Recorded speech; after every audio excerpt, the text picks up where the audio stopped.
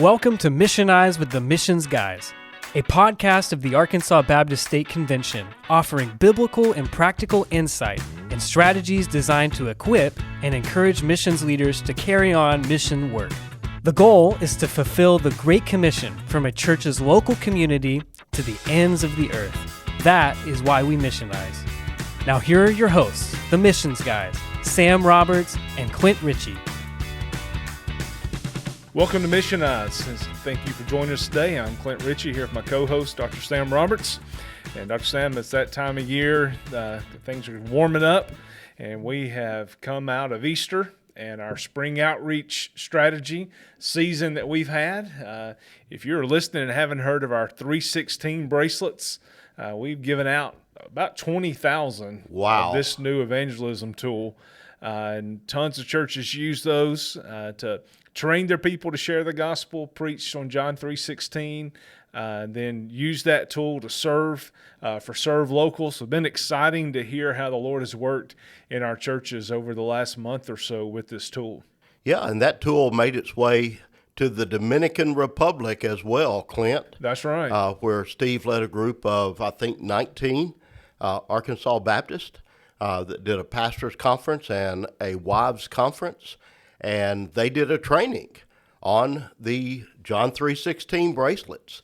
As a matter of fact, I think on our link that if churches want to order those in Spanish, they're available in Spanish now as well. Is that correct? That's right. Yes, believe so. If not, then we need to get it updated, but they are available.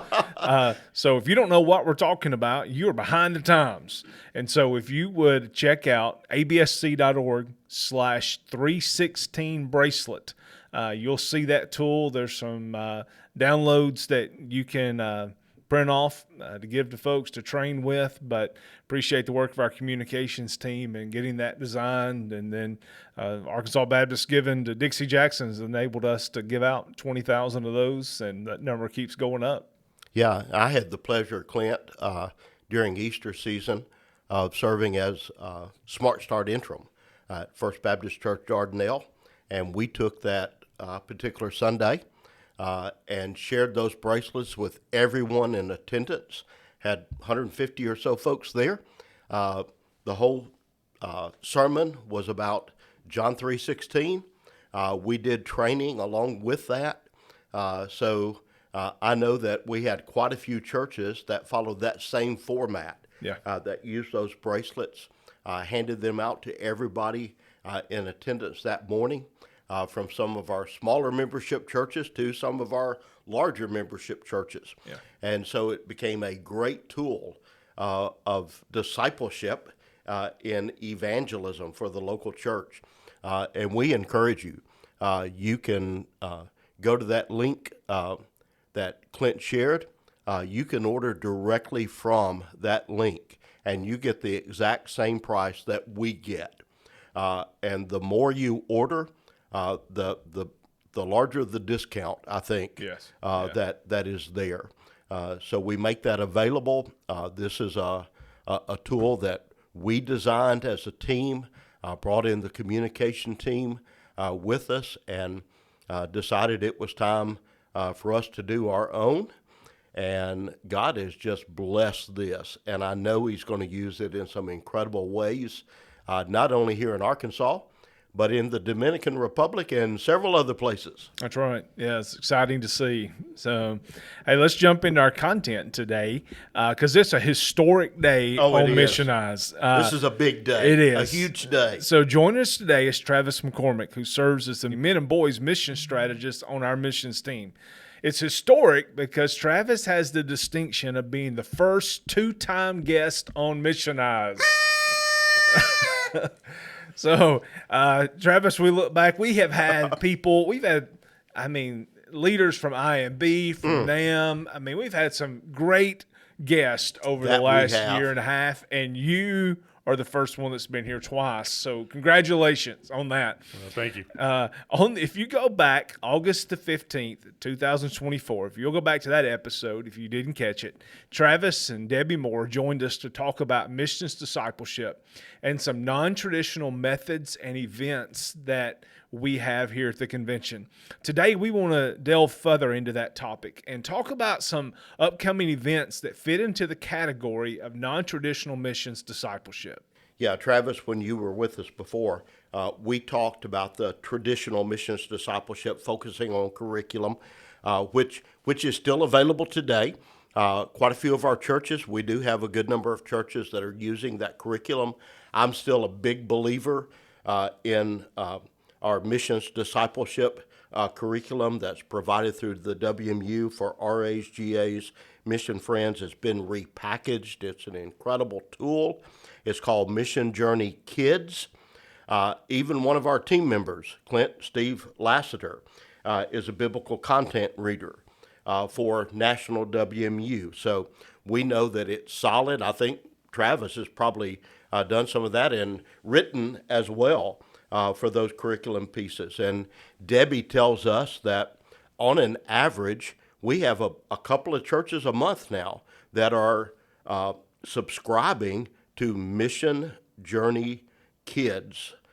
So it's picking up some steam. If you have an interest in that traditional piece that we have of curriculum, to use that in your children's ministries, just contact Travis. Contact us here. Contact Debbie.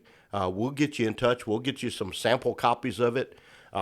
Love to have more of our churches become involved in discipling children in missions. But today we're going to talk some about this shift in focus, even though we're still, the curriculum's still a big part of how we disciple children in missions. We're going to talk about a shift that we've seen in focus to more of a relationship-based mission discipleship. So Travis, talk to us a little bit about that. All right, I think first of all that there's been this move in large part because churches, like people, are limited in their resources and in the time that they have to get people together. But ultimately, I think the shift comes, it's a good shift, it's a natural shift, because missions discipleship is all about disciple making. It's all about one person reaching another person. It's about teaching them, evangelizing them, helping them grow in their faith. And so we realize that not everybody has the time or the ability or even is expected to show up for a class. Not everybody can, but everybody must be about the business of making disciples. We've been commanded to do that. And so when we understand, rather than fighting the fact that we can't get them here, curriculum is great, but if there's nobody to lead it and nobody to hear it, then it doesn't do as much good. We have the greatest curriculum in the world in the Bible itself, and yet sometimes we don't have time. If we don't have the people to teach it, then who can learn it? And so we're all about the business of helping people understand how to, and equipping them how to use their relationships, build relationships to reach other people and teach them and lead them and help them grow in their faith. That doesn't have to happen a certain hour on a Sunday or a Wednesday, but happens all day, everywhere they are. And so along the lines of that, we're going to talk about some events that we have had and some that we have coming up. But I think the principles that will come out of these events are things that a church could apply to their context at any time in multiple ways. So let's begin talking about that. Recently, first part of April, you held Connect. It's a student missions weekend. This year it was in Walnut Ridge. We do 2 of those a year. The spring was in Walnut Ridge. We got one in the fall that will be in Arkadelphia. Sorry to put you on the spot. Yes. But over 200 students and volunteers were in Walnut Ridge for Connect, serving throughout the area on a Saturday in practical ways. But tell us about the weekend. What happens at Connect? All right, so Connect, we've been doing these Connect Student Missions Weekends for 16 years now. We just started our 16th year. And each time we have close to 200. We've had a few more, a few less each time. But these students come and they gather together in different parts of our state, and they come to be equipped, to learn how to receive resources and training on how to be on mission every day of their lives. That's what it's about. And so they come in on Friday. We have a worship time together. They break off into their different ministry teams. On Saturday, they learn how to share their faith. We give them a resource like the 316 bracelets this year and give them some things that they can use. And then they go out and they serve all day in ministry projects that have been provided by the local churches that have agreed to come alongside us and partner with us. And then they come back and And after serving that day, and we have a share time, and we get to hear all of their stories and the things that happen. And then on Sunday, they go and they worship with, some of them go home and worship with their churches and tell them about what happened, and others stay there and worship together with the churches that provided the projects. And someone asked me the other day, how has this been, how do you sustain this? How has this not run its course? And we can talk about this some more, but again, I think the reason why Connect hasn't run its course because it's not about an event. It's not about just doing an activity. It's about offering opportunities for us to do what we ought to be doing, and in many cases are, but should be doing anyway, learning how to cooperate together in identifying ministry and mission projects and equipping each other, teaching each other, and encouraging each other to be involved in disciple making every day. Yeah, I had a Facebook memory from a few years ago, over 10 years ago now, from when I was in Hampton. Connect was in Camden, I believe, and you sent a group over and helped us do a block party, so I think 16 years has got to be one of the longest running ministries here at the convention. And there have been times that I've thought, why are we still doing this? Do we need to think of something else? And then each year we keep having different groups come, and we have about the same number. This year we had a group travel all the way from Texas, 5.5 hours away, to come here and be with us because they believed in the importance of getting their students involved in learning how to be on mission, not just here, but when they go back home and what that means in their lives. Yeah, we talk about missions discipleship. Of course, the first step in discipleship is salvation. And so you had, I believe, 12 students that you know of on Friday night that made a profession of faith. Yeah, the beauty for me of Connect is seeing these students on Friday night's all about preparation, getting ready for the weekend. And so they receive a message of salvation, a gospel presentation. You would assume, a lot of people would mistakenly assume that all the students that come are Christ followers already, but we've realized that several of them are not, but they come and they hear the gospel and they respond. And then on Saturday, they get a chance to go and share what happened to them on Friday night. It's fresh on their minds. There's been instances where kids have been saved on Friday night, and on Saturday, they go out and share and lead somebody to faith in Christ, sometimes even adults to faith in Christ. And so it's very, very encouraging to see these students come from death to life and then lead other people from death to life just the next day to use what they've learned. And talking about this it's not an event. So tell us, how does this carry on from what students experience on that weekend to when they get home? Well, I challenge the students each year. Sometimes they get tired of me saying this, but I challenge them to say, what if God brought you here to reach your friends back home? And you ask, what does that mean? Well, even if you may not get lots of opportunities this weekend to share, you learn all these things. When you go home, the people that you know are going to ask you one question. It's going to be, what did you do this weekend? Mm-hmm. And as you share, you ought to ask them, all right, do you really want to know? Because if you want to know, I'm about to tell you. But if you don't want to know, then let's not, if you're not ready, then let's do something else. But if you're ready, I'm going to tell you. And that gives you a chance to share the bracelet. That gives you a chance to share the gospel. And I said, how cool would it be to know that God had put all this together so that you could go back and tell your friends and they could hear the gospel and respond and be saved. And a lot of these students go back and they learn how, they get excited about sharing their faith. They go in their community. They come up with the activities and opportunities in their own youth group. Had one this time where one of the staff members of the church was so just inspired by the students that shared their testimony and the things that happened that night he shared with the music student.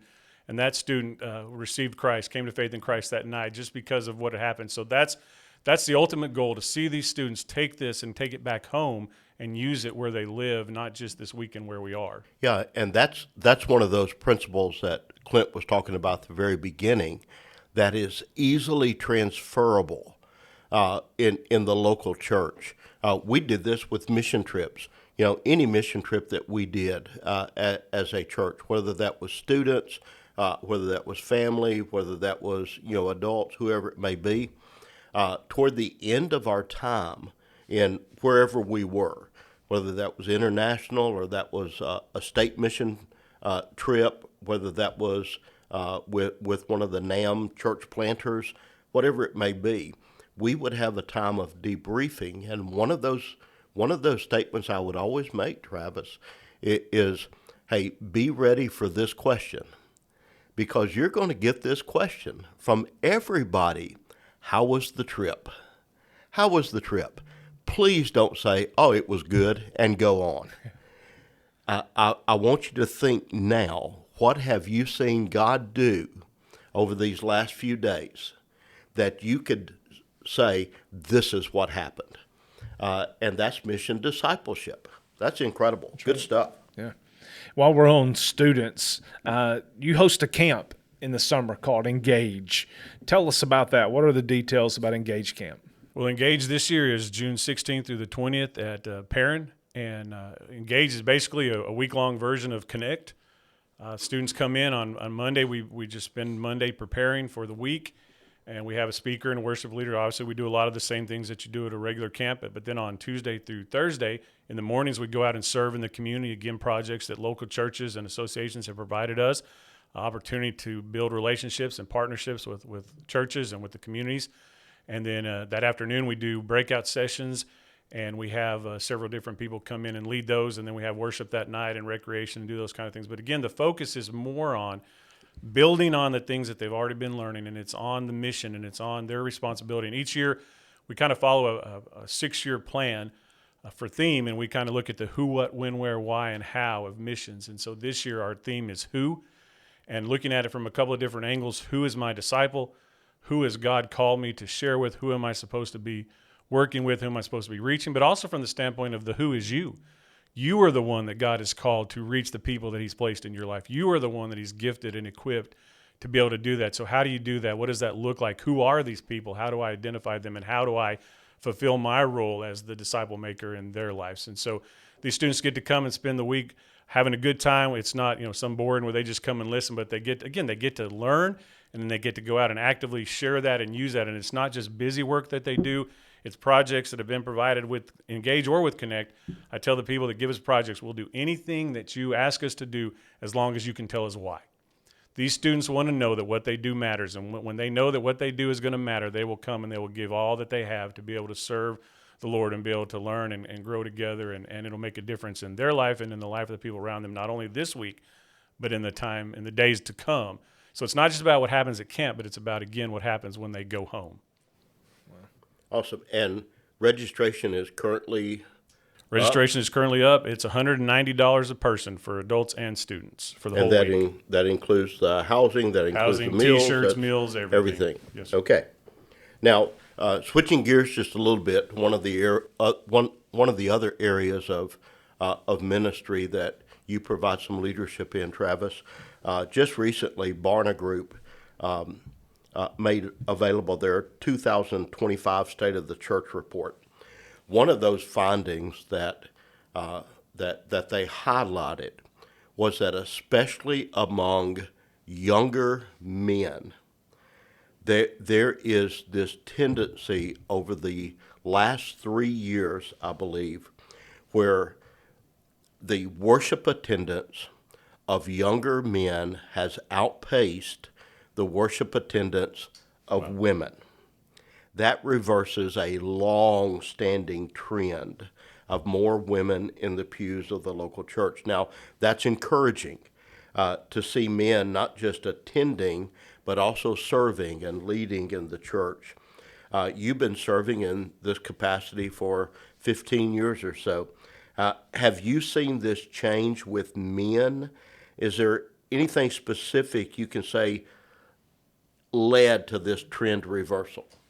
Since I came on board at the convention, my belief in what I've taught is that men's ministry is not men's ministry, it's man ministry. Again, it's one man reaching one man, and it's equipping them. And so we could spend a long time, we could do a whole nother couple of programs on this subject. But I think it basically comes down to a real simple answer. It goes back to the relationship that we talked about at the beginning, that we're beginning to focus on the fact, understanding that men don't follow programs, men follow other men. Men don't follow curriculums, they follow other men. The disciples didn't follow Jesus because he offered them this fantastic program, or even because he said, I love you. They followed him because of what he offered them as men.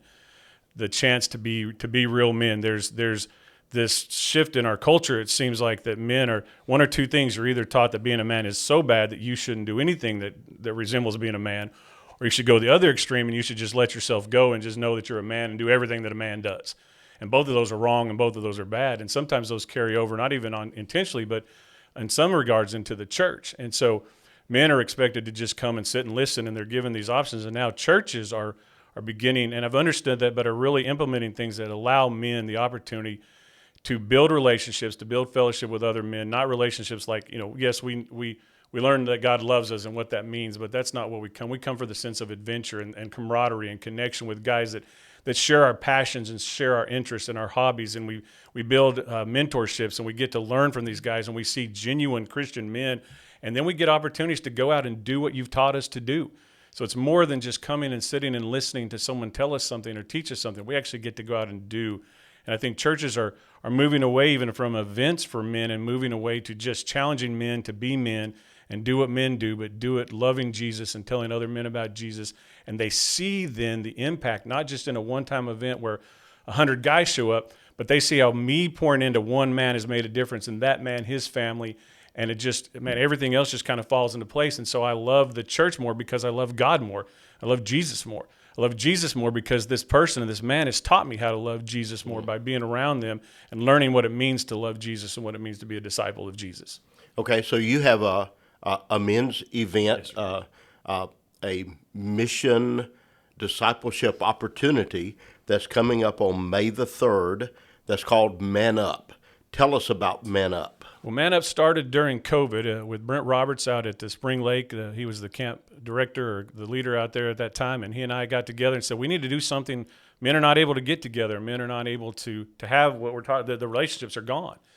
And so we needed something where guys could get together in a kind of distance at the time, and it's just kind of morphed into what it's become now. And it's just a really simple opportunity for men to involve themselves in the disciple-making process. There's nothing groundbreaking. It's not about the curriculum. We have great speakers and all that, but it's not even about that. It's about men taking advantage of the simple opportunity. You pay $10 and you show up and bring your lawn chair. That's the only thing, or your fishing pole if you want to. You can stay all day. You can come part of the day. You can leave when you want to. You can come late.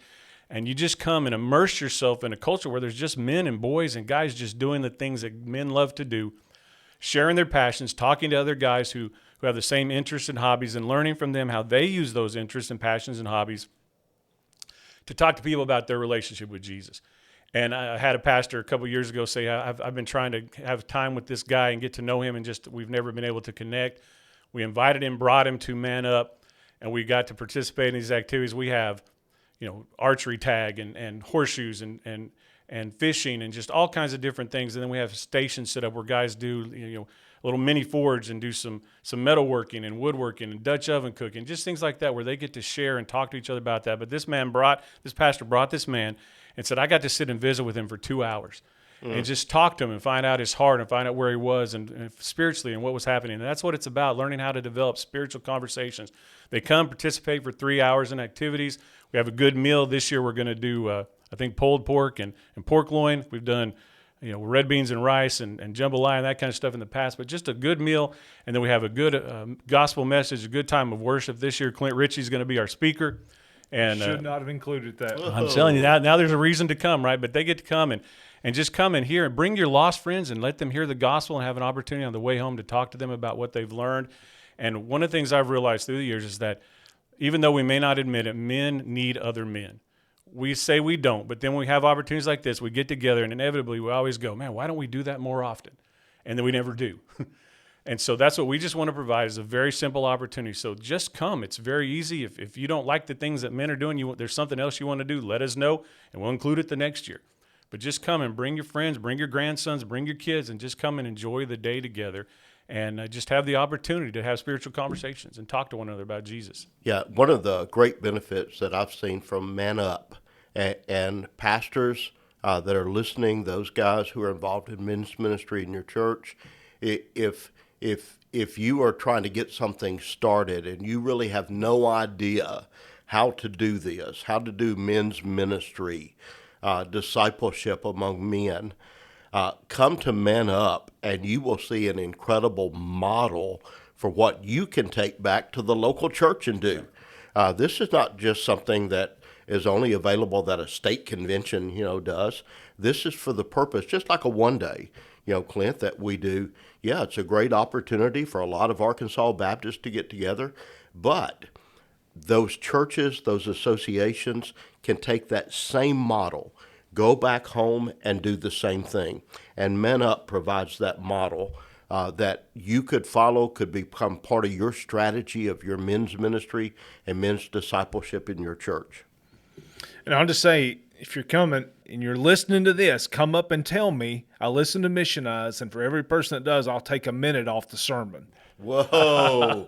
Maybe, probably not. But He's going to preach an hour and a half, right. so Yeah. need a lot of you guys to that's come right. up. That's right. Yeah, where we're at right now, we're starting at 90 minutes, so we'll see how long.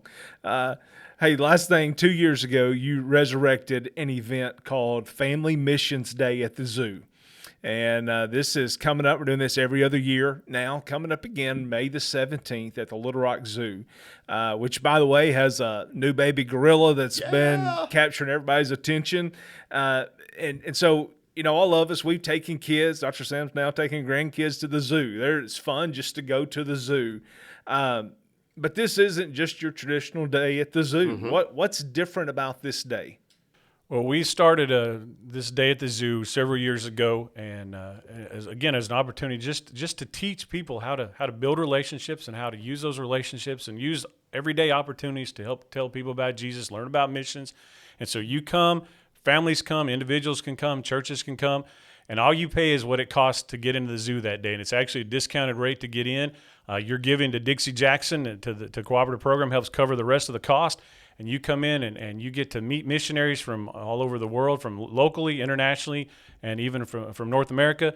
You get to talk with them. We'll have a scavenger hunt that the participants can go on, and they get checked off, and they get to earn a badge when they get done with this. There's people that'll be around the zoo that represent unreached people groups from different parts of the world, and they find them and they learn about them. They learn how to prayer walk and how to pray for these unreached people groups, how to adopt unreached people groups.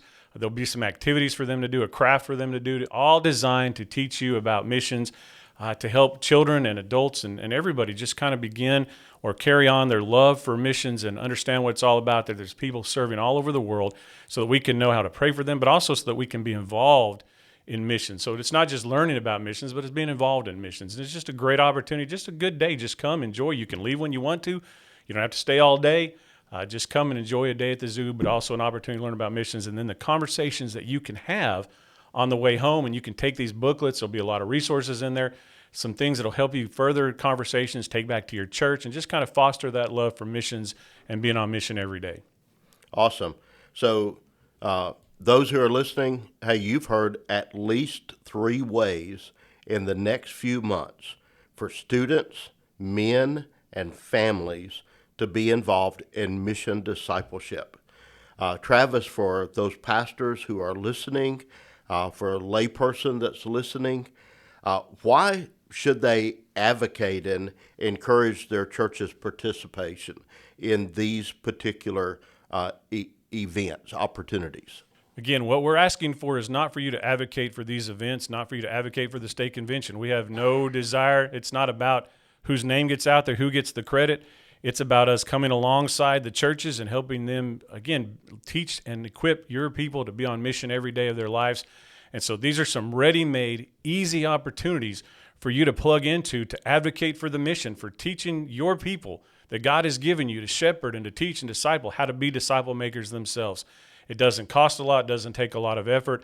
It's just an opportunity to teach them how really cooperating together and partnering together in missions can accomplish a lot for the kingdom. And it gives you an opportunity to just come alongside them, enjoy the day, visit with them, but then it gives you a lot to talk to them about afterwards and lots of things you can carry on beyond that. And so we need advocates for the mission and for the ministry opportunities that are out there to teach people how to be on mission every day of their life. So we would invite you and love for you to come and join us during these opportunities. Hey, any final word that you have? I would just simply say that missions discipleship, disciple making is hard sometimes. And it's a long process. It doesn't just happen with an event. It's not a one-time thing. It takes a long time, and none of us can effectively disciple all the people that need to be discipled. We need each other. Men need men. Women need women. Fellow believers, we need each other. We need to learn from each other. We need to glean from each other. We need to be encouraged from each other. And so all of these opportunities are there. So take advantage of the opportunities to get plugged in. If we can come help you do something in your local community with missions discipleship, we can come help you. Again, it's not about us getting credit. It's about coming alongside you to help teach people and train people and equip people to give God the ultimate glory, because he's the one that deserves the glory. So that's what we want to do. So look forward to being able to serve alongside you and be a part of this ministry and these ministries with you in the future. Travis, thanks for joining us today, and for again, just being a part of this historic moment in the life of Mission Eyes. So we will get a plaque for you. Don't be looking for anything extra on your check.